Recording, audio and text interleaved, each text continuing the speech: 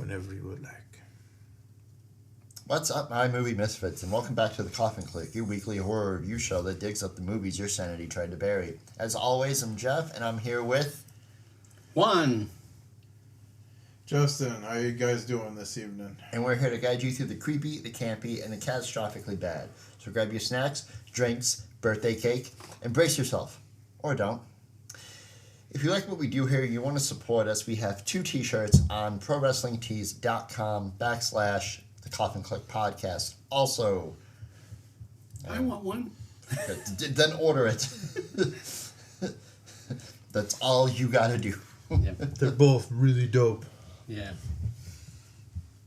We did them ourselves, I think. Something like that, yeah. Also, BelaCon 5 is Saturday, June 6th. Our friend Julio is going to be a panelist there. So hell yeah. Get your tickets now, if you can. I don't know. I know he's going to be at C2E2 this weekend. Bela, not Julio. So this week, actually the day that this gets uploaded, is my birthday. It's March 27th. Hey, happy birthday. Happy birthday, Jeff. So I had 3 movies picked out that I wanted to do for my birthday, and Justin said, no, fuck you. And I said, okay, that's fair. So initially I wanted to do... Just throw you under the bus. Yeah. I thought it was cool and clever and stuff. I was getting to that. Oh, yeah. So, I wanted it to be more about you, bro. Fair enough. Than just generic birthday picks. I Not that they were generic, but you know what I mean. It was just the 3 Hatchet films. That's all it was. Yeah, I know. So technically, I would have gotten one of the things that you asked me for. So, Justin... Well, yeah, and I gave you every right to say Hatchet if you wanted to. You just didn't. I know. Because we watched a way better... Not a better Kane Hodder film, but a good Kane Hodder film. See. I just opened up my DVD ripper for some reason. I mean, I don't own one of those anyway. So... Wait, there's people that aren't still using Pirate Bay? Because I am. I'm not using Pirate Bay. No, I buy, and then from that... I turned my volume up way too loud. I'll fix it in post. It's okay. See. You like that? Apparently That's I'm on creepy. yes in Anyway. Spanish today. My bad. So, again, I was going to pick... it was either going to be the 3 Hatchet films, or I was going to find some foreign Japanese horror for you guys, like Tokyo Gore Police, Yo-Yo, which I believe is what it's called. It's about a woman who fights demons with a yo-yo. What's up? And there was going to be one other one, and then Justin had come to me and said, hey, what are 3 things you like in horror, and we'll just go off that. Yeah, like your favorite themes or whatever in horror. So the 3 things I picked were Kane Hodder, and I really like psychological thrillers. And then as a present to me, I gave you 2 a movie that I know you hadn't seen, because it was an indie rare. So we're going to start off with the psychological one first. This was Juan's pick. The Cell, which came out August 17th, 2000. This stars just a cast of people. But before that, as always, the director is Tarsum Singh. The writer is Mark Protasevic. And this stars Jennifer Lopez, and just a very young, non-wedding crashing Vince Vaughn. And I always forget he's in this movie. Yeah. Yeah, me too. I totally forgot he was in this movie because he doesn't play like he does in all his other movies. He's actually acting in this movie. Well, not only that, even because, like his non-comedies are still like a certain thing, and this isn't. Because I believe at this point he hadn't met Owen Wilson yet. Right. Vincent D'Onofrio, which the 2nd season of Daredevil just came out. I haven't watched it yet. Yeah, but, about that. But seeing Vincent D'Onofrio, I was like, oh shit, Kingpin. And he's very young in this as well. Oh, yeah. So it was Dylan Baker, and then who was the other guy? It was James Gammon. I love his voice. He was one of the older detectives. Let's see here. Did you have some birthday fun facts? I do about this movie, not myself. I should have done that. That's not what I meant, but you could have, yeah. Yeah. You know what? Throughout talking about these movies, I'll just drop bits of my life, maybe things that I haven't talked about on the podcast. Okay. And then I think I got something at the end that I can throw in. So Vincent D'Onofrio later admitted that his wife refused to sleep in the same bed with him for 2 weeks after seeing his performance in this movie. Starger. Which, yeah, it was, yeah, he's a creep in this movie. And then Jennifer Lopez wanted the costumes to be comfortable to wear. Costume designer Eiko Ishioka advised Lopez to feel uncomfortable because her character, Catherine, is tortured. So, yes, that's also very true. This fucking movie. And again, watching it, like, the opening sequence, I thought I was watching the wrong movie. Not that I can think of many Jennifer Lopez horror movies that I've watched, or movies like this, because, and I haven't done this before. That aren't Anaconda. Yeah, I was about to bring up. We've talked about actors multiple times, but Jennifer Lopez is the second time we've talked about it because we had the episode with Anaconda. Right. And yeah, I just. But actually, yeah, that other movie that she was in was good too. The one where her husband abused her or whatever, and then she learned how to fight and beat him up afterward at the end of the movie. I forgot what it was called. What the hell is that one? I know what you're talking about, I think, but I can't. Yeah, I don't remember what it was called. But she was like from an abused marriage. She leaves and then she like learns how to fight, and then she ends up kicking his ass at the end of the movie or something like that. But I forgot what it was called. That is very interesting. Yeah. So. But yeah, so like the way this movie starts off, I always think I'm watching the wrong film because I don't watch this movie as much as I do others. Right. So I threw it on. I was like, oh, okay, we're gonna watch. Do I have the right movie? And then when she hits the thing with her thumb, and then everything, she goes back to the real world. I'm like, oh, okay, got the cell, got it. I'll let you guys go. All right. So my first note here was, as funny enough, it has to do with our last episode.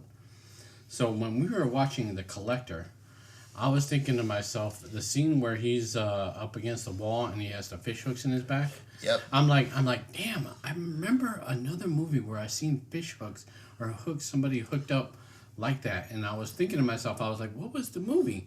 And then when I started watching this, I was like, oh shit, this is the movie. So that's the connection. So I was like, oh, this is the movie with the hooks and him hanging, doing whatever the hell he was doing from the hooks and stuff like that. I was like, oh, okay. I was like, I knew there was another movie I seen with that. Well, I mean, you did that to yourself because you were the one that wanted the cell, right? Yeah, exactly. Yeah. But I like seen subconsciously, you like, right, I'm gonna solve my own problem. Yeah. Yeah, pretty much. Yeah, pretty much. I solved my own problem. Yep. So my little like side joke about this movie is, and I made it when I saw The Phantom Menace the first time. This is what inspired all of Queen Amidala's outfits. Mm-hmm. Yeah. Yeah. So I remember watching this movie when it first came out, and I was very into this movie, I guess you could say, because of all the imagery and everything like that, which is funny because usually movies with imagery, I don't like them. Right. I usually end up not liking them, but this one was very colorful. And it actually had a story to it, you know. It does. The story in this one, I think after like the initial like shock of what's going on, this movie definitely gives way to all of the costumes and the outfits, right, and the just immaculate sets. Right. And then you come back to the real world, it's like, this fucking sucks. Yeah. Like, the only thing that I thought was funny about the real world in this movie is the suits she was wearing. It so reminded me of Bram Stoker's Dracula. Yeah. Yeah. I was like, wow. I was like, that suit, that's almost like his armor that he was wearing in that movie. I was like, which I forgot that she wore that in this movie. It was done in the same light they jacked it. Yeah, I mean, there was a couple of things in this movie I forgot, like the whole hook thing and stuff like that. I forgot that was this movie, and the whole demon aspect of the movie, like how he thought himself as a demon, so he showed up as a demon and all that kind of stuff. So there was a lot of things in this movie I kind of forgot that was in this movie, and then it made me like it all over again, to be honest with you. But and then it had J-Lo in it. That's another thing I totally forgot that J-Lo was even in it. Yeah. So when I seen her at the beginning, I was like, oh, it's J-Lo. With me, it's like, hey, do you want to watch The Cell? J-Lo. Like, that's this, like the one-to-one connection for me. Like, I don't think of Anaconda. I don't think of like any other movie with her. I don't even think of her music career. I just think of Jennifer Lopez, The Cell. Like, that's it for me. Actually, what blows my mind about J-Lo, and I never put the two and two together, is when I used to watch In Living Color, and she was one of the background dancers. Was she? Yeah. And I was like, I didn't know that until later on in life. I was like, when the show ended and all that stuff, I was like, oh shit, hold on. And I watched a couple Living Color episodes, and yeah, she's dancing in the background. I was like, oh shit. No shit. Yeah, I was like, oh, okay. So she was prepping choreography while Jim Carrey was doing Fire Marshal Bill. Yep, pretty much. Yep. Let me show you something. Yeah, she was one of the fly girls, or I think that's what they called them in that show. Right? Something like that, yeah, I think so. Yeah, so I thought that was interesting. Just a little side note for you for this movie. Let's see. All right, so this is almost kind of a dig. Sorry, Joe. Okay. I put one of my notes is unlike the neon demon. I was like, and all the imagery and everything. This one I actually like. Not that I didn't like Neon Demon's imagery, but I'm just saying it was mostly just in. You are bending the hell out of not liking right now. I know, right? Because I saw what you did. I'll save the rest of it when we actually talk about that movie. So. Do you want me to spoil it? Because I accidentally saw his notebook. No, it's okay. It's okay. Yeah. You're not gonna like it. It's fine. We all have our own opinions. We do. We are three grown men talking about movies that we watch. We get together. We have food, Papa John's. Juan's often wrong about movies that I show him. Yep. No, I'm joking. No. When we get to it, I know. No, he is often wrong. He's even picked bones with me too. Hey, this is just one man's opinion. Yeah, it is. You are not allowed to use that for your own podcast. Anyway. You said it on it, so. Right. Fuck the Koffin Click. I'm one. Yeah. But like you were saying, I mean, a lot of these actors I forgot were actually in this movie, and I was kind of happy to see them as their younger selves again. Like, in the beginning of this movie, when I see the villain, Vincent D'Onofrio, every time I watch this movie, I'm like, oh my god, is that Steve Buscemi? Because of the fucking hair. Yeah. I'm like, is this just his character from fucking Con Air? Like, what? It's Vincent. Never mind. No, it's just his character. It's Vincent D'Onofrio's character, because it's the same shit in Full Metal Jacket. Yeah. When he's, I would say this would have been the sequel to that, but I forgot what happens in Full Metal Jacket. So, no, it can't be. Yeah, it literally can't be, yeah.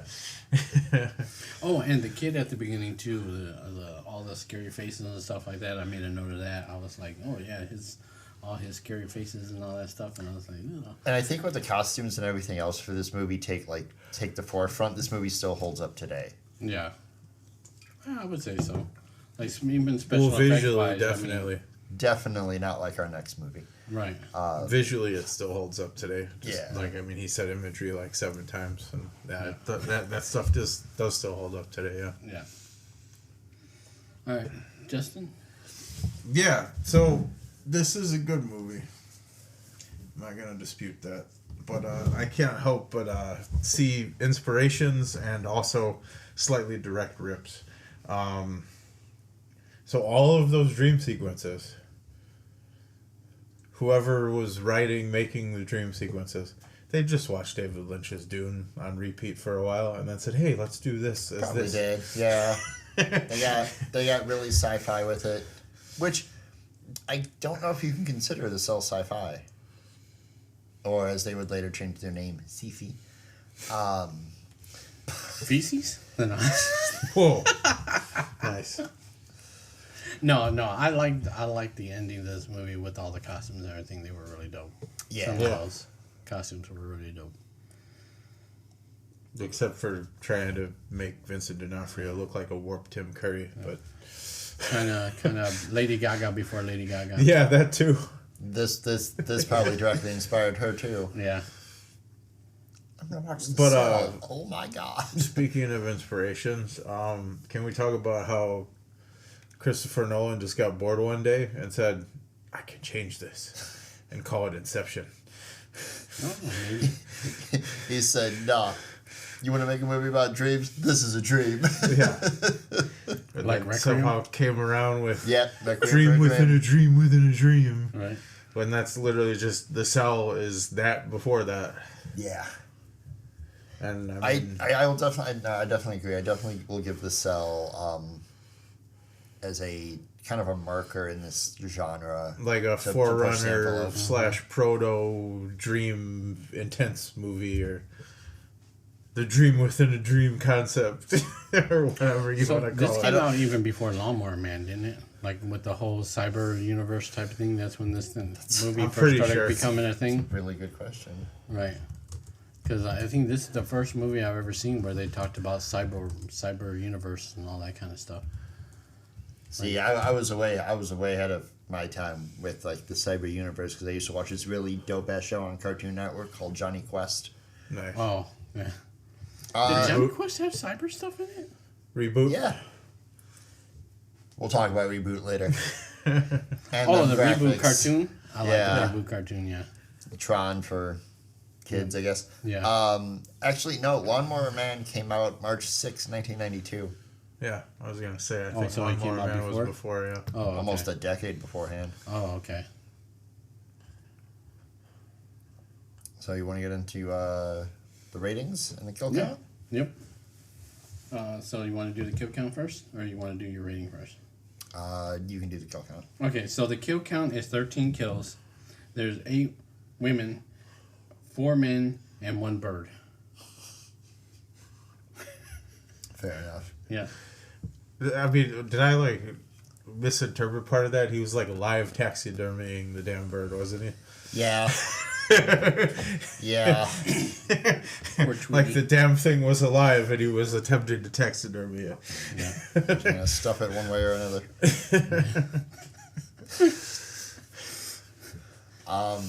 I'll go first for Koffin Ratings because it's my birthday episode. Oh my god, I just had an image in my head. Before we started recording, we were talking about Liar Liar and the endings credits when he's like, when he's just stuffing the bird.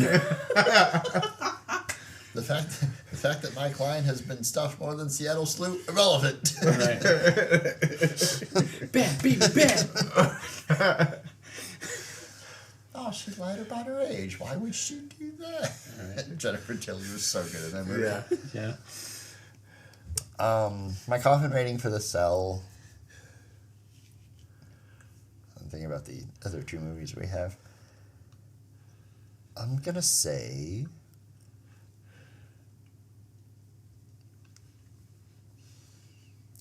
3.5 coffins. It's really good.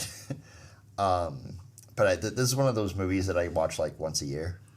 So I got it out of the way early because like if I watch this movie, it's like okay, it just all gets boring to me. Like going back to this, I got inspired for ideas and storytellings that I want to do and things like that. And it's just like, oh, this is a really good like plate to balance everything. I'd be like, oh, I can take ideas from this and then find it in 5 other things that I've watched. But yeah, 3.5 coffins for me. You want to go next? Yeah. Koffin rating. I kind of have to agree. I was thinking 4 for a bit there, but yeah, it's 3.5 coffins. All right. It is solid. I just, like we were saying, the visuals hold up, but like not a lot of the rest of it really does. So yeah, 3.5 coffins. George Lucas said, I'm going to put a woman in all of these dresses. I gave it 4.5 coffins. Like I said, I enjoyed it from the first time I watched it to this time I watched it. I don't really watch this movie all that often. That's not, I mean, I owned it. I bought it when it first came out on DVD. Again, DVD, for those of you who don't know, it's a disc. I used to have it in my collection for a very long We time. can't bring up Jeff's Laserdisc. It's Yeah, I know, right? Yeah, it's a CD, but it's a movie. Yeah, exactly. But it's a movie, not music. Well, who are we talking to? Because they might not know CD. Right, exactly. That's on them. Right. Let's see. So No, I mean the real young ones. yeah. So I mean, when it first came out, I watched it a couple of times, and like I said, I haven't really watched it for a long time until we watched it now. So, and I enjoyed it just as much as I did then. So 4.5 coffins, and I don't know if you guys wanted to do an abacus. Not with these, Okay. because yeah, unfortunately, not with these. Okay. I mean, it's just Fair like, enough. gruesome stuff, kind of like Yeah. Because like you were saying the other day that like if we get to Saw, we're not really doing an abacus either because it's just like gore festy. Yeah, it's like It's just gore for gore. yeah, I'd like no pun intended, but I would give every Saw movie an S. Like even if it's a terrible Saw movie, a lot of those kills are fucking just gross. Oh, and, yeah, like, yeah, just they like are. the gore and whatnot. Yeah. So here's my little fun fact, because this movie's about dreams. The worst dream I ever had is that I obviously fell asleep. I wasn't awake when it happened. I'd fallen asleep. Everybody that I knew, and let me also preface this by saying that this was probably more than a decade ago. Like, this wasn't my last night dream. So the worst dream I ever had, I was woke up in a room of everybody that I knew, and they all left me for whatever reason. One would that you yourself would think of why people would leave you. You're stupid. You're not good enough. Yada yada. All this other stuff. And I remember, like in my dream, crying, and then a loud bang sound. Because apparently my body reacted, and I ran into my door. Oh wow. Like, my body physically got up, and I tried to, like, wake myself up, and I ended up running into my bedroom door. So I was crying for two reasons. Everybody left me in my dream, and then when I came to, my body fucking hurt. You I slammed sprinted my into head. a Yeah. door, basically, yeah. I think that's the last time I've ever sleptwalked. So, getting into this next movie. So we were talking about Kane Hodder. I'm a big Kane Hodder guy. I have been since Jason 7. But I've watched a lot of documentaries about Kane Hodder, and this movie,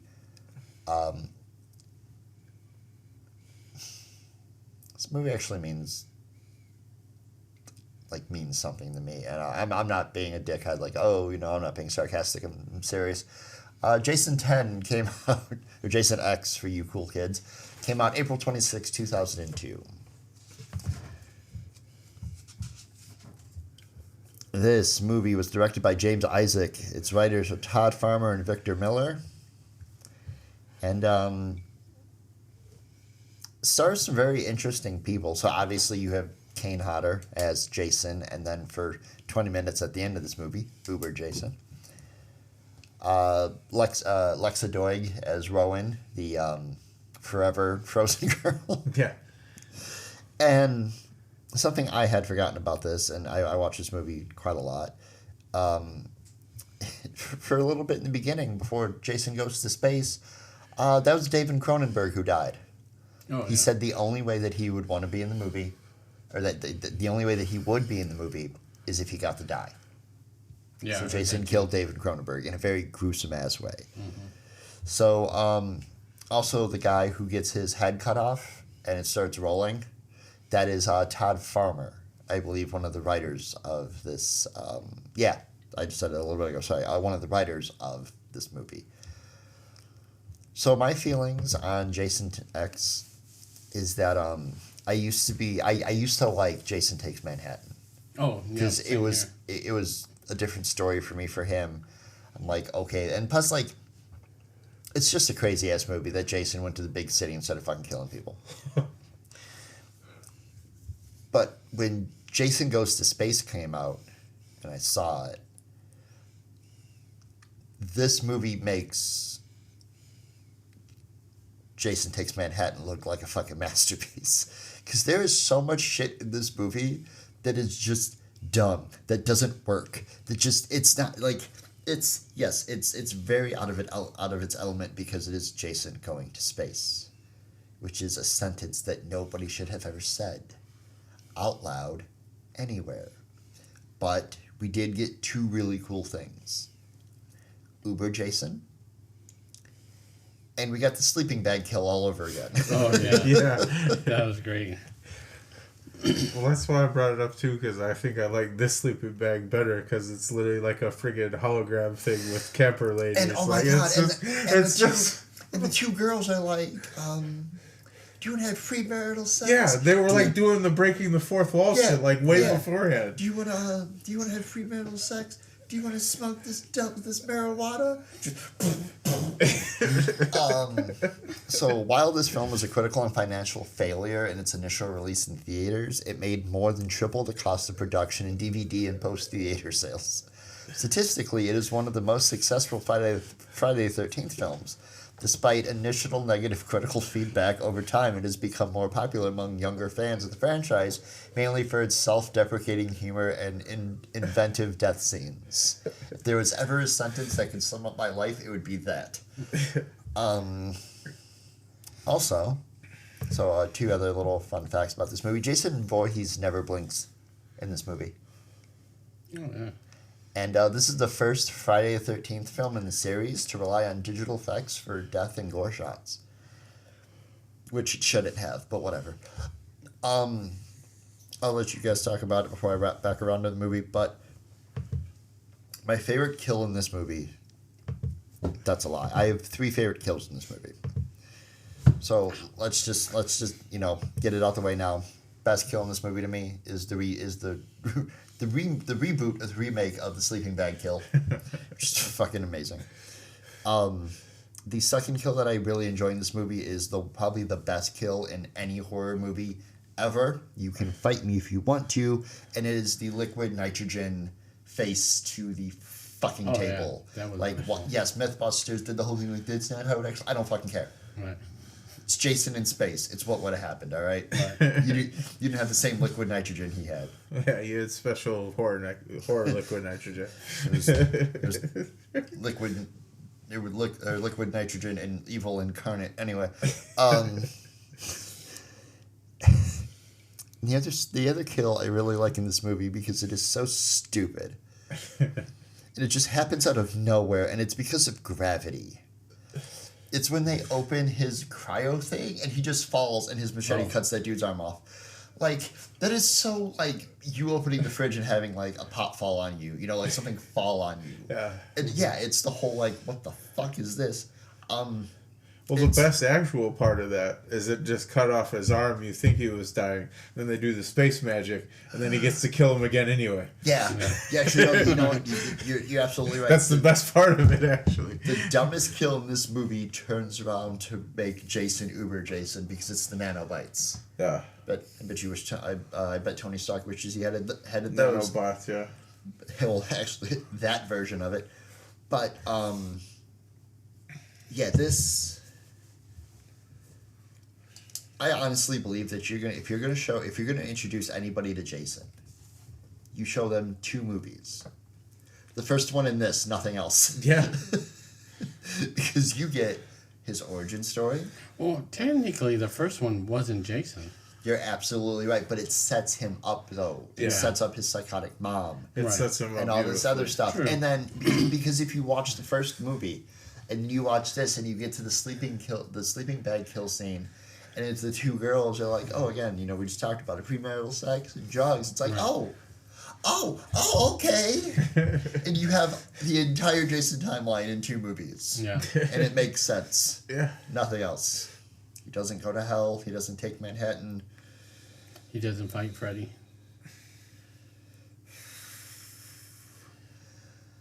Freddy versus Jason. Oh, no, I know. It just pisses me off that it wasn't Kane. I know. That's exactly what I was just about to say, Burn. Is that it fucking should have been. They And got Robert. Kane the wrestler? Fucking No. Kane Hodder. Kane Hodder. Kane sorry. Hodder did Sorry. Do Freddy versus Jason. I mean, they got Robert Englund we talk for about Freddy. wrestling so much now, and it's like, I think of You know Kane what, the though? wrestler. That would have been crazy. Yeah. Freddy, I'm going to kick your ass. They should have just did it. You're right. X-Pac runs out. You don't need that thing anymore. But no, but so, like, okay. There's a really good... I'll link it in the comments. It was on Prime for a while. I hope it still is because I kind of want to rewatch it. There's a documentary about Kane Hodder. He talks about his life. And he talks about how when he set himself on fire, it had like 3rd-degree burns. And the little girl that he scared because his flesh was falling off, like because he was a stunt guy. And, you know, the stunt goes wrong. Being in a burn unit, I think, for 6 to 8 months, just trying to graft his skin back, nothing taking him, getting moved. He said that he felt worse emotionally not being able to play Jason in Freddy vs. Jason.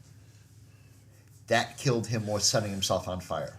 Yeah. Like, that's how much this character means to him. And by no way, shape, or form, if you're a big Jason fan, or Kane, you're listening to this, holy shit, man. I'm not speaking on his behalf. It's just what he said. And that's how you know you care about a character that fucking much. That you revitalize Jason in such a way that they took you to space. Actually, I got a fun fact for you. I don't know if you knew this or not, but, you know, since we mentioned it earlier already, you know, he was actually in one of the Saw movies. Kane Hodder, yeah. Yeah. Kane's been a lot. Kane's in the Hatchet series. Like I said, that's what I wanted to watch. Because Robert Englund's in it as well. Right. So it's Victor Crowley and I can't remember Robert Englund's character, but they got to do things together. One more fun fact about Kane Hodder's life.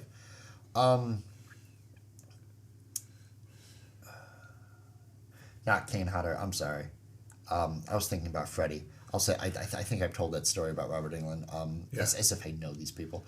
I just watch their films and documentaries. One of you can go, but Jason. So, I'll go, I guess. Jason X, like you were saying, this is one of my favorite Jason movies with Jason in it. Just because of the sci-fi aspect of it, and I'm a big sci-fi fan, you know, besides horror and comedy. I really love action movies and sci-fi, so... Yeah. So I loved it a lot. Especially when they turned him, as Jeff said, Uber Jason. And he got nanobots all over his body. And I always forget about that part in the movie. I'm like, oh, Jason fucking died. No, he doesn't. Never mind. Right. I mean, and the way she killed Jason, I like that. That was cool. With the shooting him and all that stuff. Oh, the sex bot? Yeah, and then, the sex bot. And then she throws his own machete into his chest. I was like, yeah, okay, cool. They killed him. You know, and then when he came back with the mask and everything, I was like, yeah! Yeah. So I really love that. My only gripe, though, is even during the time, they could have made it even awesomer looking than that, and they didn't. Right. We can't rebuild him. We have the technology. Yeah, exactly. But, and, you know, I mean, that's how the movie started, you know, his regenerative capabilities or whatever they were saying. That's why they were studying him in the first place and everything. Let's see. Oh, and then I like the fact that it was, what was the name of the camp again? Crystal Lake. Yeah, Crystal Lake. Yeah, it was a sim of Crystal Lake again. Yeah. So or that was simulation cool. of Yeah, it, the simulation. Yep, and then you know I liked all the kills. I mean, none of them really bored me or anything like that. I mean, and seeing, like you said, the backpack, the sleeping bag kill again. That was awesome. Let's see, what else? What can I say about this movie? Also, while you're going through, a fun line in this movie that I really enjoyed was when the teens find Jason. Like, what's on his face? Like, it's a hockey mask. It was a sport that died in 2024. And I was like, no, it didn't. Right. Oh yeah. Because we're past that already. That's another thing I like about movies. It's so funny is when they talk about the future and we're actually in the future. They say now. The only thing I'm disappointed is where's the flying cars? Supposedly coming. Really? I want a flying car. I don't necessarily want to get into it because I don't know the logistics of it, and I'll be too broke to own one. But Jetsons are here, baby. Yeah. In some ways. In some ways, no. Because we don't all have robot maids and... By the way, I don't know if we were... Was it the Stepford Wives episode that we were talking about the Jetsons? Yes. I feel like we brought up the Jetsons a lot. We may have to watch a Jetsons movie. Yeah. I guess, yeah. Like a Hanna-Barbera Never mind. Yeah. So, let's see. What else could I say about this movie? Well, yeah, but that movie future thing is like legit though, because like Blade Runner, excellent movie, probably one of my favorites of all time, and it's based on an even better book in all technicality by Philip K. Dick, like I was talking about last week or the week before.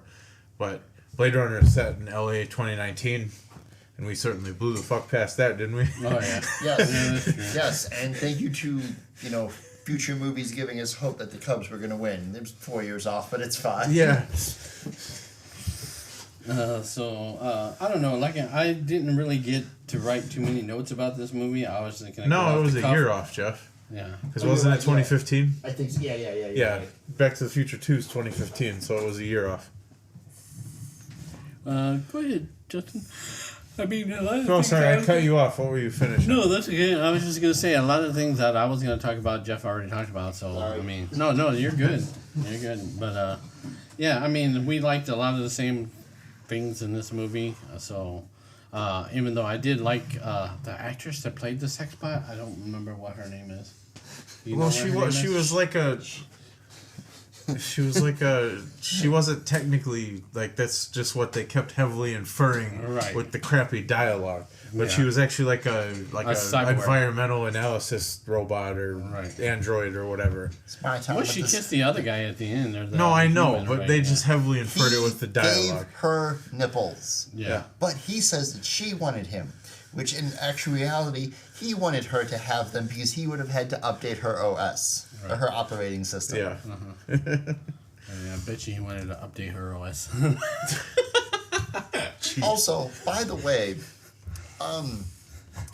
nipple clamps get you a passing grade? Oh, yeah. Yeah. Yeah. Right. This is such a weird ass scene. Yeah. Oh, because I was thinking of the sex bot joke. I was thinking of the Family Guy joke. It's my turn with the sex box. As for the last time, her name is Sony. Yeah. Oh, I know what else I was going to mention. The soldier guy, when he got killed, he's like, it's going to take that more than that to kill me. And then he did something else to him, and then he goes, that'll do it. Yeah. That was funny. That was so ridiculous. Like, Yeah, he's this big hard ass. Right. And I actually like that actor because he's in a few things. Right. Yeah. And, and it's like 5 seconds later. Oh, he's dead. After talking all that stuff. Just moving his... I'm the badass sergeant of this company. Oh. And then he dies 5 seconds later anyway. Oh, that'll do it. But again, this movie probably has some of the best Jason humor in it. Yeah. I mean, the girl with the one-liners really pissed me off after a while, but no, I fucking absolutely love this movie. You guys want to do the kill count and ratings? I mean, is that even like... Because that might be the first time that the fourth wall was broken in a horror movie, where they're literally just straight up talking about the basis of Jason. No, there is a movie, and I'll show it to you guys eventually. I think that came out in 1940s. Because literally, when it's the simulation with the Camp Crystal Lake girls, they're like, "Oh, premarital," like it's literally just like the basis of the original feud. Yeah, with obviously, and we keep bringing it up with one of the best kills in the Jason franchise, but Friday the 13th franchise, but. I think there was a movie back in the 1940s that I watched where it's a parody of them making fun of haunted house movies. A genre that was new back then got made fun of. Okay. And it's kind of directly referenced a handful of times. Yeah. So ratings and kill count? Or kill count and ratings? Yeah, I'll go first this time. So the kill count is 88 kills. We got 21 men, 7 women, and then 60 soldiers that... Oh yes, because 20,000 people die. All right, yeah. So 88, and then my coffin rating, I gave it 3.5 coffins, and then like you said, we're passing on the Opicus, so there you go. Oh yeah, this was. I mean, I didn't even really get to say much. Oh no, go for it. Yeah, go ahead. You got more to say? Go for it, bro. No, I mean, I like Jason. So as I'm assuming, well, hopefully, I don't know if I mention it enough anymore, but I'm mostly a Michael Myers guy as far as like the big three of horror or whatever. But this movie is when I'm a Jason guy, because I'm the weird space guy, as I'm sure I've talked about before too. Where I'm probably the one goofball in this pod where, yes, I want to go to space. Like tell me, do it. I'll do it. Right. I swear I'll do it. It's fine. And no, because I've just been obsessed with space since I was a kid. But yeah, this movie's just great. Like and like I said, Space. and that's one of my favorite things with it is just the fourth wall break, because I don't think that's anywhere else with Jason, where they just straight up, oh yeah, this is the basis of the original, so we're on the 10th movie. We made it to 10. Send his ass to space. Yeah. You said adjacent, but a bunch. Nice. And yeah, I mean it's plenty cheesy-ish in spots, but yeah, it's just a great movie. I've always liked it. I think this is, because I did rewatch all three this week just because I felt like it basically, and yeah, I think this is the 12th or 13th time I've seen it. Yeah. And yeah, I kind of did that on purpose. This but, is my 10th time seeing Jason 10, and it just keeps getting better. Yeah, that's right. I've seen it X amount of times. I'm going to start using that. But no, yeah, and then my Koffin rating, 4.5 coffins. Yes, it's too cheesy for 4.5 in spots, but I mean, it's the best combination of like cheesy-ish space and Jason and horror and nonsense in general, I guess. Right. 4.5 coffins. I mean, this kind of is on the same level to me, but is Leprechaun in space. I mean, it's like, I think this is around the era when everybody was just going to space. For horror movies, Yeah, at least. for Yeah. Any horror movie based in space is the same fucking thing, I promise you. And I'm not saying that's a bad thing to like it or not like it, but it's like, if your franchise gets to the point of, we gotta go to space, you need some new fucking writers. And again, Yeah. I'm not hating on anybody in this movie. So this probably won't come as a surprise. 5 coffins for me. Yeah. This movie, like I said, means a lot to me because as weird as this movie is, this is how I felt because I have self-deprecating humor. A nutcase in general.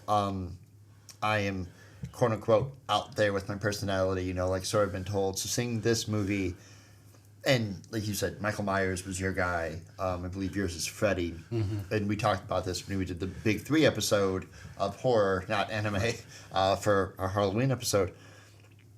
Which, if you haven't, you should go back and check that out. Jason was always mine.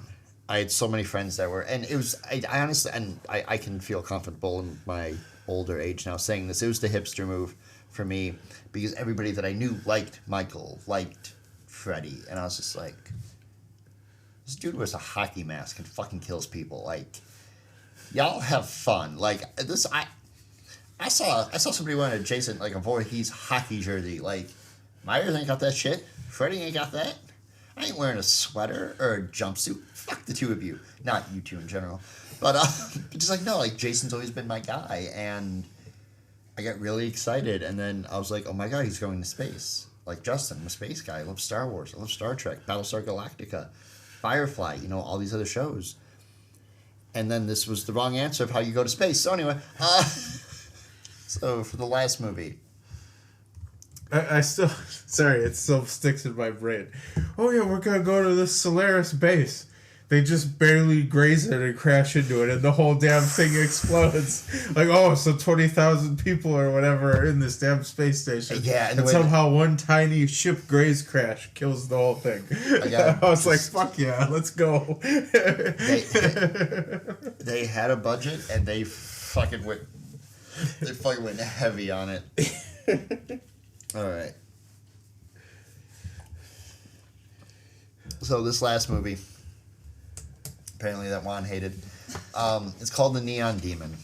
This movie came out on June 24th, 2016. This movie was directed by Nicholas Winding Refn. Winding? Right. Refn, I believe is how you pronounce his last name. It was the writers are again Nicholas Winding Refn, Mary Laws, and Sorry, I'm an inner child. And I'm a child. No, Sorry. I know. No, because the second you kept saying, like, I was like wingdings. and Polly Stedham. This movie stars Elle Fanning, Christina Hendricks, Keanu Reeves for 20 seconds. So I mean, come on, honestly, who names their kid fucking Wingding? Gina Malone. I'll say Jenna Malone's in this. It's probably because I'm tired. And this bottle of Tennessee Jack is starting to hit me. Oh my god, Winding. Oh my god, it is Winding. Anyway, that's on me. Amazing movie. Any hoozles. So this film was shot in chronological order, and the ending was created and improvised on set according to Elle Fanning. Which the ending of this movie is fucking wild to me. I'm sorry, you said it was shot in chronological order, and the ending scene, the last scene where everything goes kind of haywire after everything already goes haywire, which what you originally think is the end of the movie. Mm-hmm. It was all improvised on set for that ending, but this movie was shot in order. Oh, okay, I see what you mean. Okay. Yeah, not too many movies do that, though. They always film things out of order, and I never did understand that. And with how this movie is set up and done, that's more impressive to me that they were able to shoot it. Because, shooting this out of order, I think, would have given the actors, the actresses mainly, they would have been really fucking confused about what was going on.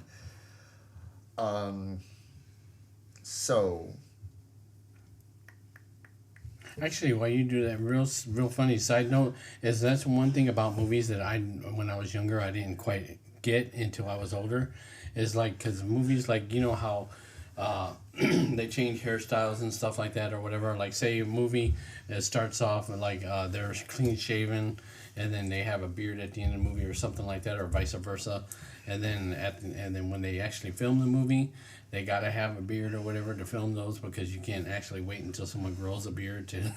Oh yeah. I was like, oh yeah. I was like, yeah, they would have to film certain things out of order just because of haircuts or beards or facial hair or whatever. I mean, they're not gonna pause production just to wait for your damn beard to grow back or whatever. True.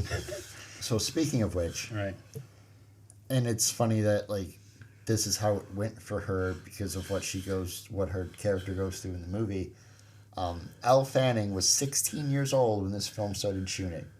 She turned 17 during filming and 18 years old when it premiered. So the fact that she lies about her age in this movie to become the model, and oh my god. That's pretty cool. And then Ruby's boss was played by the actual mortician who worked at the morgue used as the location. Okay. Let me get my thing out about this movie before Juan crushes it. I saw this movie twice in theaters, back-to-back weeks. Me and the people I went with were the only 2 to 3 people in the entire theater. I don't know why this movie, and I'm sure Juan's got reasons, but this movie is my number 2 favorite horror movie of all time. Because it is fucking crazy. The cannibal, witch, vampire chicks, all the shit with the blood. If you haven't seen this movie, please go watch it and come back and listen to our review of it, or at least my spiel. Watch it first before you listen to our review. Pause us right now and then watch the movie and then come back. The next things I'm about to say are going to ruin some better bits of the movie. But I mean, I do know why the theater was empty, Jeff. You're in the Midwest, and the whole thing centers around all the foibles and BS of LA. Yeah, yes. Including, but not limited to, necrophilia and eating some bitch's eye. Yeah, exactly. I stand by what I just said still. She said she ate her face. Yes, but that's still that, when she walking out into the desert, you just, everything that's all, it's so, and the anxiety of this movie. Her constantly in oh shit, getting in deeper and deeper and deeper without being able to have anybody pull her back. Mm-hmm. And then again, fucking Keanu Reeves showing up as the creepy but not creepy motel owner. Yeah. Who knows if we know if he did what he did, if he was banging on the wall and everything and just room 214 gotta be seen, that line was improvised by him. But I just Right. this fucking movie. Like I said, I saw it twice in theaters. Quick question. So when he says that and she's up against the wall, and she's listening to the screams or whatever, is that the woman that she gets on top of and starts? I believe so. Yes. Okay, that's what I thought. I Yeah. just wasn't sure. Okay, But like this, so like I said, I at saw least it. that's what I assumed. I saw this movie in theaters, and I had it on DVD for the longest time, and I don't know where my copy is. I'm so happy that Prime has it. I think it's been free on Prime for like 3 years now. But this is such an indie cult classic to me.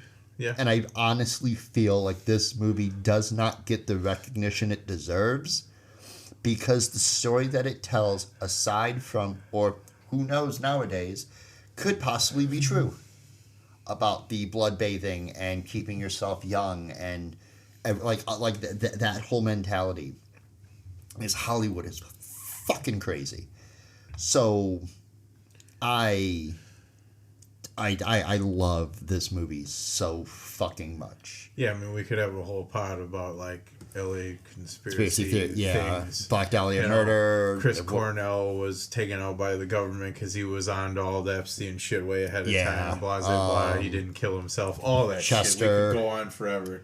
Well, both of them, Chester and Chris, they say that they were both getting taken out, even though they didn't actually kill themselves because they were like working together to try to figure it out ahead of time. Right. But yeah, there's a lot in Hollywood that can go. I definitely agree. But this movie puts a delectable spin on what it takes to be a model in Hollywood. All right, Juan. You ready? Let's see why I hated it. All right. So first thing first. Yeah, so we had completely enamored, All right. hated it, and then I'm just going to be somewhere in the middle all right, where I yep. loved the hell out of some of it and was okay, that's all right in some of it. All right, So I'll we accept got that. all the avenues here. I'll accept that since I brought up Living Color. Hated it. No, I know, that's why I did it. So anyway, so I put let's see here. So let's see what I'll start off with. I put this movie is slow as hell. It is. It is. I was like, I'll admit to that. it was one of I'll those give you movies that. where it was a slow burn. All right, so I was like, I mean, some of the most interesting stuff didn't happen until the middle and the end, or somewhat past the middle to the end. But I mean, I was like, I'll be honest with you. At one point, I started dozing off watching this movie. It was, or is it slow for like people who appreciate the true beauty of women without being creepy? Because that's kind of my thought about it. Well, I kind of made a note about. I think Because like that's the one of whole my thing notes is that- shot like, she's not moving fast anywhere she's going. Gina Malone isn't even, she's a fucking weirdo, and she's not moving fast anywhere she's going either. I mean, the whole thing was kind of like that on purpose. Right. That was my thought. So one of my notes, or my next note, was this is like Supermodel 101, like how to be a supermodel, I guess, or things that they put up with. I bet, or let me put it that way, things that they got to put up with, like they don't hit too much on the starving themselves or whatever, but the maintaining who's the best looking, or actually I put on here last year's thing is basically my note that I put, because that's the kind of sense that I got, is that one woman was the other woman. I know the main character was like the new thing, and then the other girl, she was kind of the new. She was like last year's new thing, is how I kind of took it. Yeah. that was the idea. And how that jealousy and bitterness just wrecks her life. Like, I'm gonna be the top bitch this entire time, and here's this new young girl again who lied about her age, gets in, and just that feeling of just getting deeper and deeper without being able to pull yourself back. Yeah. Right. And I mean, the whole time she's playing a perfect game, as it were, not to use a sports analogy. Right. But And then ends up like that. Yeah. And like I said, not to be a hater, but the main actress, the one that everybody was Googling after or whatever, and the whole time, I didn't think she was the best looking person. I mean, first out of all, of they're all the still other doing two that girls, about Elle Fanning Yeah. on Right. the internet. Right. I mean, like I said, it's not that she's not pretty.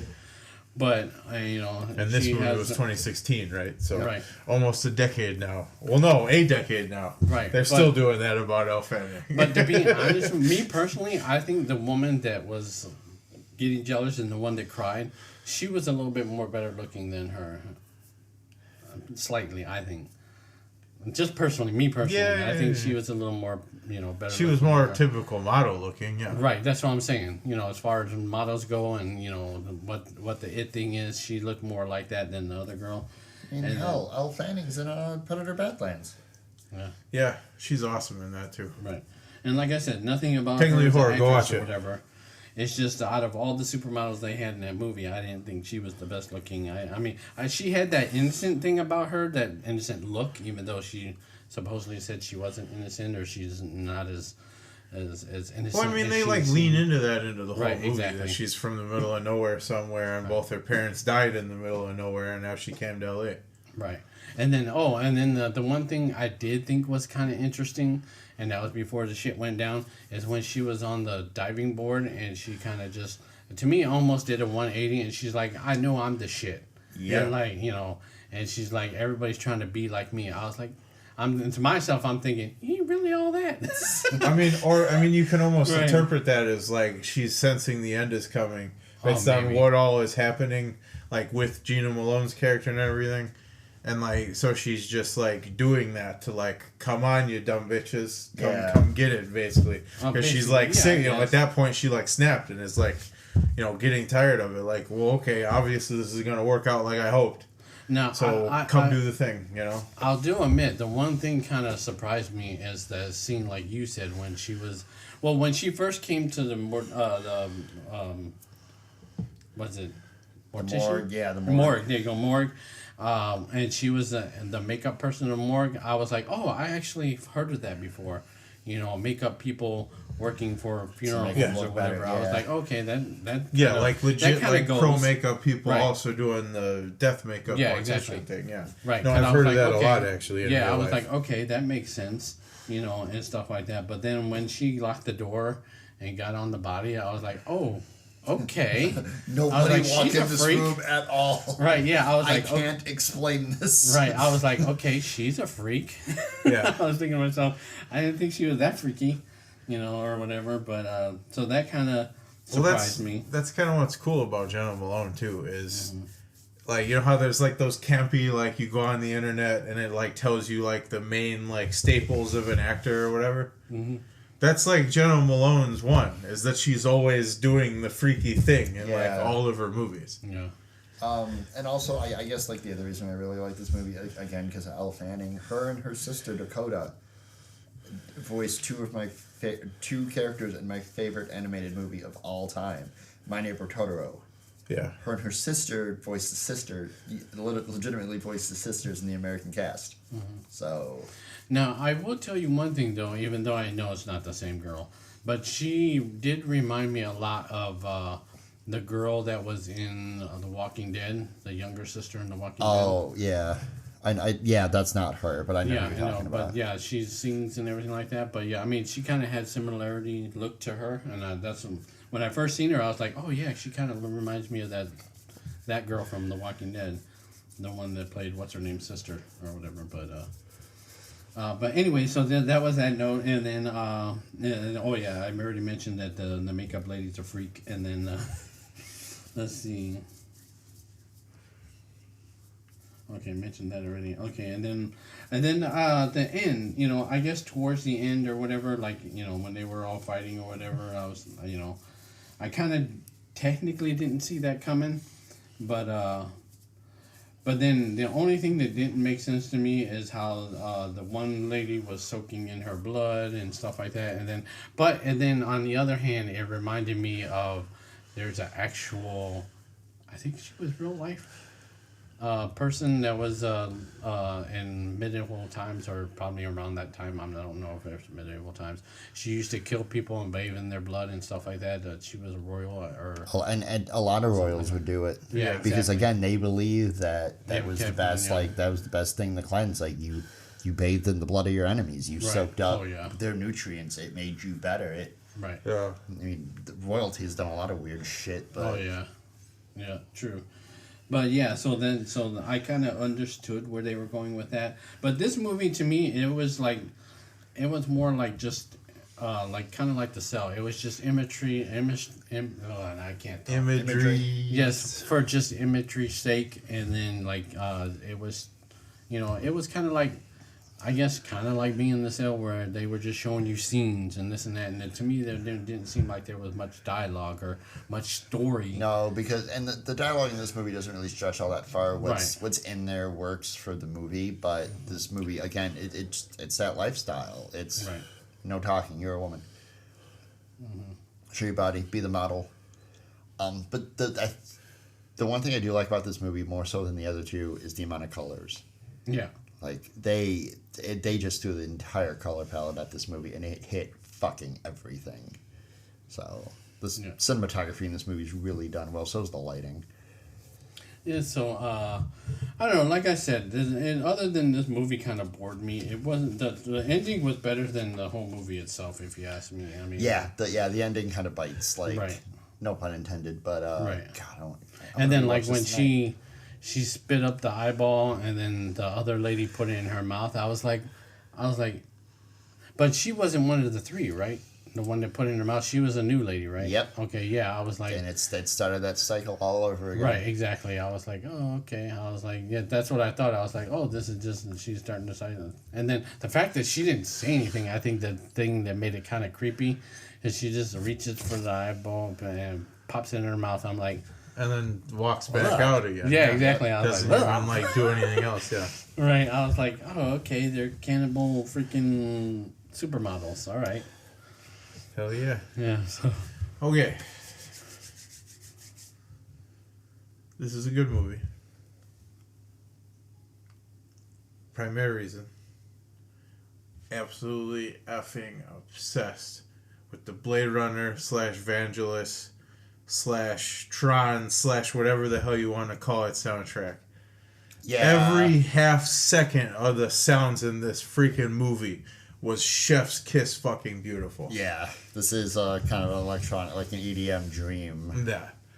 And that just sets the whole damn movie for me. Actually, the movie kind of threw me off so much that I didn't even pay attention to the soundtrack this time. For shame. Yeah, exactly. I mean, like, I didn't even pay attention to the music in the movie. Honestly, like, if you go back and watch the story kind of threw me out. Honestly, if you're going to go back and watch the movie, you're not going to, like, watching this a second time, you're not going to enjoy it any more than the first because you already like it. At least, that's I've had this conversation with a lot of people. That's your experience. Uh-huh. I've had this conversation with other people about this movie. So be like, oh, I fucking love this movie. But like, the movie sucked. Whatever. Fuck you. You don't understand art. And I feel weird for a while. But if you can, just find the soundtrack. Yeah. Oh, okay. Or just put on any EDM playlist from YouTube. To my defense, I really do love art, and that's the reason why some of these movies kind of throw me off because I like art, I like beautiful scenes and all that, but when they're just in the movie and there's no story, no context to it, it kind of just throws me out of the movie. Nothing that sucks your brain into why. Yeah, exactly. Okay, yeah. That's fair enough, I guess. Yeah. I didn't mean to cut you off about the movie. Go ahead. No, you're good. And then that's actually, can we also talk about, well, I guess I will, anyway. This is not the freaky. The damn necrophilia was not the freakiest thing of Gina Malone in this movie. No. And it's neither of you are thinking it, I'm almost positive. Can we talk about how at the end of the movie, she's sitting in the bathtub, right? She's covered, because she's, just...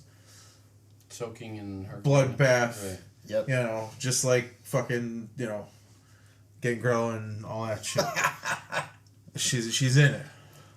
But can we talk about... when they pan out and she's literally just sitting there staring at her two friends, lovers, banshees, whatever the hell you want to say, in the shower. It just looks like Arnold hiding from the Predator in the mud. Oh, yeah. Yeah. It tweaked me the fuck out. Oh, really? Yeah, okay. Because it's Jenna Malone, and you know it's Jenna Malone. But the same look she has, staring at them, the same whole thing, it's just Arnold hiding in the mud from the Predator in Predator 1. I can see that, yeah. I guess so, yeah. And, oh my god, that almost it made me smile, and I was very out of comfort because I was like, why am I smiling at this? She's covered in blood. I mean, I guess that's just how desensitized I am in general as a human. But regardless, I was just like, oh, that's cool, but also not cool at the same time. Right. Well, for her, I think it was more like an erotic thing because she was into women, so it was erotic to her. It had blood, it had naked women, everything that she was into was apparently, and so she was kind of that ticked all mentally, her boxes. Yeah, exactly. That was her mentally getting off, I guess you could say. It was like and they were showering off the blood that they Right. blood bathed in. Yeah, Right, so yeah. yeah. Right. As a character. Yeah. No, and this is, and just the visuals too. All the like trip shit she saw the entire movie, excellent, completely excellent. And whether like to her, like whether you want to believe she saw those things or not, how much was in her head versus what was real. Yeah. Right. Oh, actually, I didn't mention the one scene that I thought was interesting is that when he had the knife in her mouth, I couldn't make out what he was saying though. Was he saying drink? I think so. Yeah. No, he was saying whiter. Wire Whiter, or yeah, water? Yeah, he was saying whiter and pushing it deeper. Wider. Oh, okay. I couldn't. I thought he was saying. Yeah, At first, I like- thought he was saying water. Like, And then like I- Keanu was literally gonna, throw it at her with the knife. Oh, okay. Whiter, yeah. Oh, okay. Sadly, But again, it's again. but that's what it was. Oh, okay. with that scene with Keanu, you don't know if that actually happened if it was in her head. Right. Exactly. And if it did happen to her in the way that suggested, would have anybody believed her? Yeah, Right. exactly. Yeah, because after a couple of those episodes, she would wake up afterwards. So was it Well- a dream, or was she like you said, was it really happening, or was it just in her head? Yeah. And that's Yes. like the crazy, like in real life parallel of this movie proper in general. Is you do the whole stupid effing thing where you go to LA as a no one. Like, I'm gonna hit it big doing, Right. ass tattoos. I'm gonna hit it big doing whatever it is. It doesn't matter. Just a small town girl. Exactly. Yeah. That's what you're stuck in. Or They whatever they that- portrayed that as an actual concept as Elle Fanning's character the entire time. Is all this fucking fuck shit will happen to you. And you can't just talk about it because who the hell's gonna believe you? I went to LA and a guy tried to knife fuck me in the mouth. Like no one will know. Oh. Like no one. Oh, you paid for that experience? Yeah, exactly. And then it turns into shit like that where people talk about it or throw it on their fucking Twitter or X or Yeah. whatever. Or it a is. fucking cougar in your hotel room. Yeah, exactly. Like it's Like, what shit. the fuck? Like where in this current I almost era, forgot about this when I rewatched this. we're in Oh, this fuck. like the Right. current time of frame of time we're in. Like that's exactly like what it is. Like you go escape to try and get your LA thing going. You're just it's like an SOL thing all the way around. Unless Actually- you do hit it big, then you have your money and whatnot. That was kind of funny because he's like, you know how fucking long it took us to get that thing out of there? Oh, yeah. The mountain lion out of the room. Yeah. So before we do the kill count and I'm sorry, I didn't mean to cut you off. Did you have anything else? I mean, yeah, kind of. I think I'm slightly losing it though. That's fine. So did she. Yeah, right. Literally. But no, yeah, I mean, it's I don't know, and yeah, I guess this movie is another movie that made me realize I want a new timeline because everything that keeps happening is kind of like, even though it's from 2016 and not right now, but it's still applied. So, I want to, before we wrap up, actually, let's do the ratings and the kill count and whatnot, and then I'll get into my little spiel before we wrap Does up. this get an abacus? No. No, it doesn't. Juan hated this movie. This isn't getting an Yeah, abacus. I can't get an abacus because one of our three guys didn't like it. It's okay, though. Your reasonings, obviously your reasonings are your reasonings, and I do get where you're coming from about this movie, but this is... I don't think this is a movie I can budge on. You're wrong. No, I'm joking. But so, That's kill right. count. You haven't heard my Koffin rating yet. Oh, I can only imagine what it is. Fucking hated the movie. 5 coffins. What the fuck? Go on. Okay, so my Koffin rating is a half a coffin. Yeah, I told you, Jeff. I was trying to warn you, brother. I guess for my next birthday, I guess I'll just do an episode by myself. Or without Juan. No, I'm kidding. Completely kidding, dude. No, I know. All right. Don't make me cry. Justin. Between soundtrack, shitloads of heady stuff that you didn't actually have to get that heady about. I mean, I think this is my, 4.5. I can't give it a 5. It's damn good, but it's not a 5 coffins, and I know you already did yours, so I'm not in the wrong. So I can't remember what other movie I did this with, but I said, fuck it, I'm going to break my own system. I'm giving this movie 6 coffins. Oh. Why not 7, Meltzer? Well, there you go. Your Nothing will get a extra 7. coffins can make up for my lack of confidence. Fair enough, yeah. Yeah, he's got to make it up, you're right. Yeah, right. Because you only did a half. Right. So before we wrap up for tonight, I just want to say that I absolutely, from the bottom of my heart, love the two of you. Yep. It is. Love you too. Yeah, I love you too, man. It is more of a. Hold on. So, like I said, Sorry. no, you're fine. Getting the chance to do this week to week with you guys has been fucking amazing, and we're coming up on a year in June. But this, I can't thank you guys enough for being here every week doing this with me. That's all I wanted to say. I just appreciate the hell out of you guys. Yeah, So I can't too. thank you enough for coming up with wanting to do a damn podcast. Yeah, I don't know. exactly. A few years ago, I used to be like, guy, why the fuck is everybody doing podcasts? Blah, blah, blah. Like, I was literally like being like that about it sometimes. I don't know. It just depended on what it was, like subjectly or whatever, subject-wise or whatever, where I'd kind of have those gripes. But I mean, yeah, this has been cool as fuck. And obviously, I thank you too. And for me, to be honest with you, I never thought I would ever be on a podcast because I started listening when I first found out about podcasts. I found out Kevin Smith was doing podcasts, and he's one of my favorite directors. Yeah. And I started listening to all the shit he was doing on podcasts, and I was like, "Oh, damn! This is pretty cool." So I started off with Kevin Smith, and then I started listening to other podcasts, and so I started listening to a bunch of different podcasts. Yeah. Some of them you suggested after meeting you guys.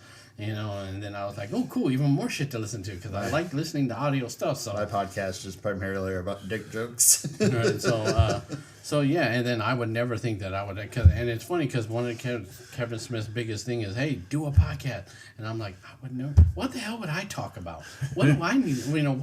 What would anybody want to hear me talk about? Luckily. Yeah.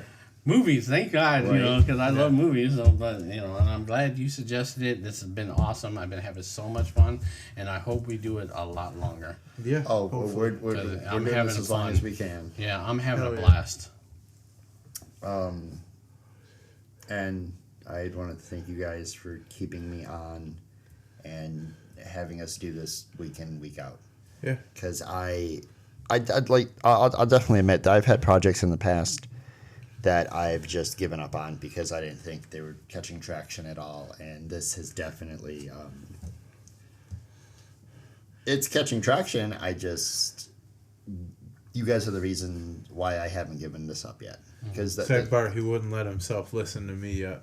So a lot of them failed because of that.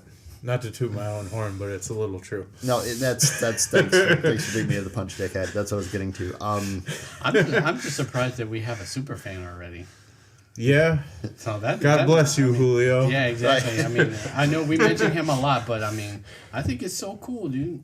That we actually have a fan that we've met. Yeah. Right. Who's that's like awesome. 6 times more talented than we are. But, Yeah, exactly. Yeah, I and has agree. I mean, I like to draw, but nowhere near as good as he does. No, kind of reflecting back on it, the times that we've had Julio on, doing everything that we did, with helping out with the Luchadores versus Everything book, and like everything he's done for us, and will continue to do for us, and in turn the things that we do for him. Julio, you're fucking awesome, dude. We greatly appreciate you, more than you will ever know. Oh, yeah. I mean, and this doesn't happen to me often, but like when I heard about Luchadors versus Everything, it's literally one of my favorite pieces of media I've heard about within the last few years. Oh, yeah. Speaking of that, And like, I don't update on even that. know if I'm gonna get the book or not, but No, I'm just waiting for them to send it because. okay, yeah, you're right. Yeah, you're so right. I forgot about that day. We Yeah. ordered it as a group, and like I said, I got 3 pins, so we each get one. So whenever it finally comes in, I'll let you guys know. But Cool. I mean, they sent the email saying that they're ready to do it. I'm just waiting for it to come whenever it is. Cool. So Yeah, when I I think- get I an think they email or said- whatever, I'll let y'all know. I think they said in December the book would be out. Right. But I mean, as far as everything that happened, I mean, them hitting their Kickstarter with an hour and a half, that goal. Right. And I think topping out, I don't quote me, but I think 160,000 or somewhere around Yeah, there. which is nuts, Yeah. but awesome. Yeah. But no, that was a really cool experience to be a part of. With Yep. I mean, obviously we're not in the book.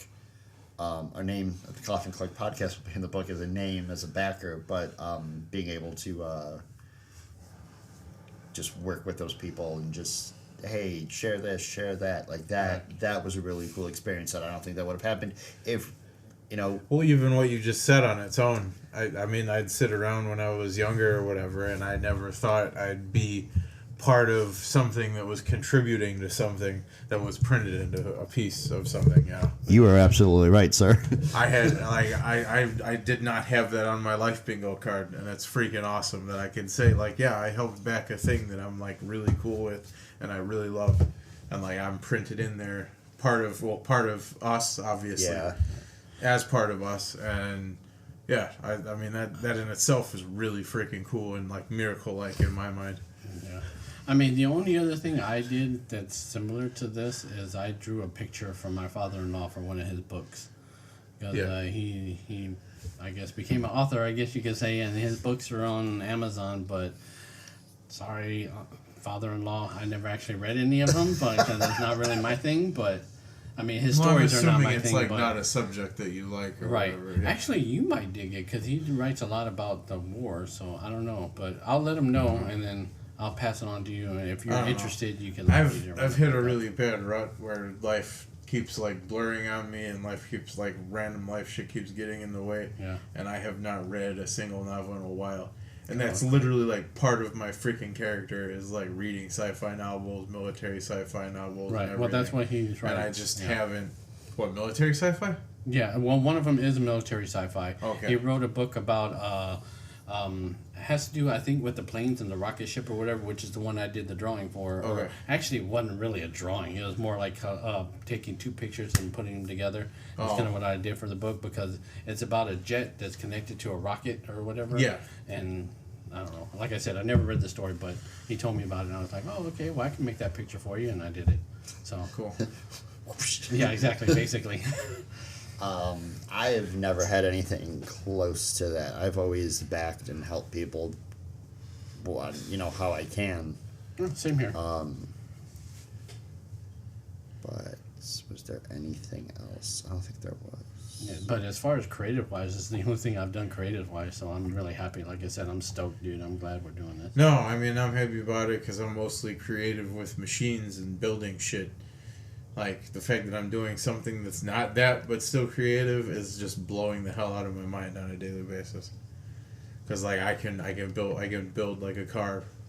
I can build, a shitload of mechanical stuff. I'm really handy with that. But regular-ass creative, I haven't done a thing in my life. So this is really awesome, for me at least. No, there'll be plenty of more movies coming, a lot more episodes. We're not going to stop anytime soon. And as a giant thank you to everybody else that listens to us. I know the numbers on like RSS.com or wherever I get my stuff from, like the YouTube and whatnot. I know everything. Numbers really don't show who's listening and who's not. But as a group, I know that we greatly appreciate all of you who have hung out with us or are rocking with us, and I promise you it only gets better from here because we got a lot more coming up this year than just this podcast. Yeah, and keep listening, and if there's an opportunity for you to come out and see us, if you know you're going to be somewhere near where we're going to be, if we happen to mention it on the podcast, say hello. Yeah. So we know who you are. Maybe we'll shout you out on the podcast. I would Do it. I wouldn't even go with a maybe. We will. Yeah, we will. Right. Yes. Yeah, introduce yourself. Say, hey, we know you from Koffin Click. Oh, and your name will I'm be generally a mentioned. bored guy. If anyone else forgets, I'll remember and be like, hey, yeah, we saw that person. Yeah, exactly. We'll definitely shout you out. And that's another one dug up, dusted off, and dragged to the dark with us here at the Koffin Click. If you survived this review, congratulations. You're officially tougher than half the monsters we covered. Until next time, keep your garlic handy, your lights low, and your standards flexible. This is your host signing off from the Koffin. Sleep tight, because something out there won't.